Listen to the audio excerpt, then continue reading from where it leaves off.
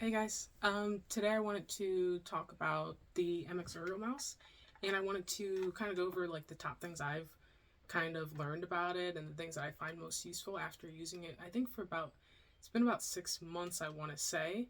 So this is my the typical 6 months with this product video. Let's go. All right, so number one tip is to use the 1-2 switch on the device. So this is a device switcher, and it's super useful.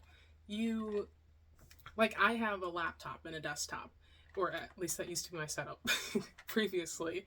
So I would have my laptop, on the side, and then I'd have my PC, right in front of me with the three monitors.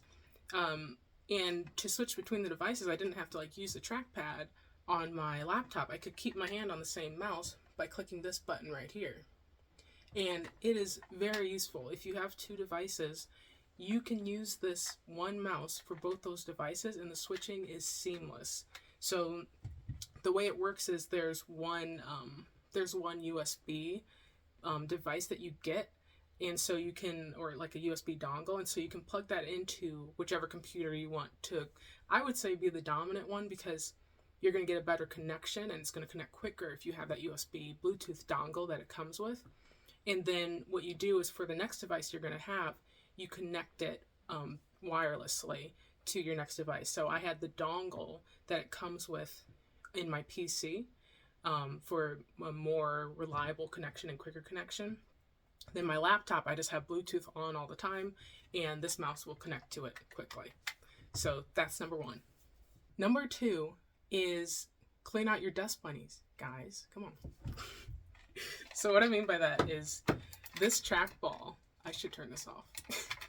This trackball, if you ever notice, it starts to get a little hard to move around, it's not as smooth as maybe when you first got it. That's because there's literally dust inside of this thing. And for some reason, I don't really mind this whole weird process, but I have my iPad, and I swear the best device to get the dust out is an Apple Pencil. I mean, not to get the dust out, but to poke the ball out so you can clean out the inside. So in here, where you see these white things, they should be white. And mine aren't the best they've ever been right now. So when you do clean it out, you'll notice that they are white. And then when you put the trackball back in, you'll notice it moves way more smoothly. So keep that in mind. And especially if you start to notice it's a little, it feels a little thick in a bad way. All right. So number three is to download the software. I have it pulled up right here, and I highly recommend it. I actually wouldn't even say it's optional. Definitely just download the software, and it's going to allow you to do all the custom programming for the buttons on your mouse that you want to do. It also lets you do another thing that I'm going to mention in just a second. And so once you have the software downloaded, number 4 actually is to create an account. So you want to go into here, hook up your Gmail or something like that, something really quick and easy, and connect it to here. So what that does is it syncs all your settings across your different devices. So now you don't have to go onto your laptop or your other device and input the same custom programmable functions that you want that you had on your other PC. So make sure you create an account, download the software, and create an account. Number 5 is to program your horizontals. So horizontal scrolling is completely useless, and I am very happy that they have it on this little mouse, because it just made it so there's buttons now for me to actually do what I want with them. So what I did is, these are the horizontals. Let me cut this off. These are the horizontals, so you can actually, it's hard to tell, but you can push it this way and push it this way to scroll horizontally. That's mostly useless to me. So I made it so that when you scroll to the left horizontally, it will copy, and when you scroll to the right, it will paste. So, whatever would be most useful, that's been extremely useful to me. Whatever would be useful to you, make sure you program these buttons to actually do something that's not horizontal scrolling. However, number 6 is to set up your applications. So with the software, it allows you to set up applications for like the functions that you program, like the buttons that you customize. So for example, when I'm using Affinity, I do horizontal scrolling. So when I'm using Affinity, I don't do the copy paste thing. Copy paste isn't even useful in Affinity. So I switch it back to horizontal scrolling, like how it's actually supposed to work, only when I'm in the Affinity designer application.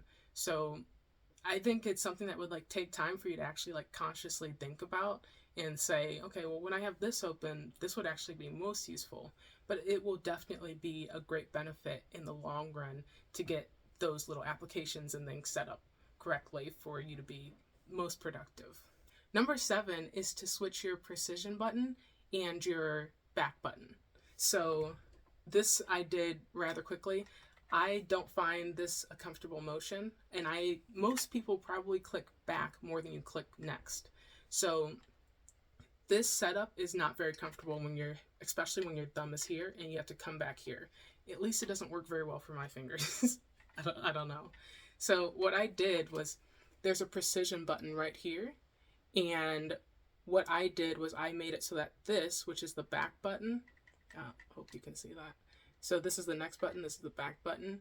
I switched it so that this precision button is now the back button, and this button here is the precision button, which, by the way, the precision button makes it so that you scroll more slowly, like across a certain distance.